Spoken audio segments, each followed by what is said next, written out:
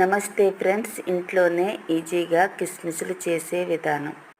ద్రాక్ష పళ్ళు తీసుకుని నీట్గా క్లీన్ చేసి పెట్టుకోవాలి. స్టవ్ ఆన్ చేసుకుని ఒక బౌల్ పెట్టుకోవాలి. ఒక చిల్లులు గిన్నె పెట్టుకుని మనం క్లీన్ చేసి పెట్టుకున్న ద్రాక్ష పళ్ళని వేసుకోవాలి. ఇలా ద్రాక్ష పళ్ళన్నీ వేసుకున్న తర్వాత మూత పెట్టుకుని కుక్ చేసుకోవాలి. ఒక 2 నిమిషాలు కుక్ చేసుకుంటే సరిపోతుంది. చూడండి, గ్రేప్స్ అయితే కలర్ మారాయి కదా. ఇప్పుడు ఒక ప్లేట్లోకి క్లాత్ వేసుకుని ఈ గ్రేప్స్ని వేసుకోవాలి.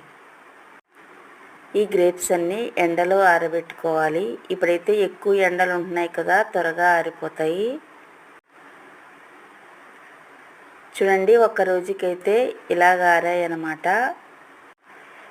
ఈ కిస్మిస్లు ఆరడానికి 2 రోజులు పట్టింది. చూడండి ఎంత బాగున్నాయో. ఓకే అండి, టేస్టీగా కిస్మిస్లు అయితే రెడీ.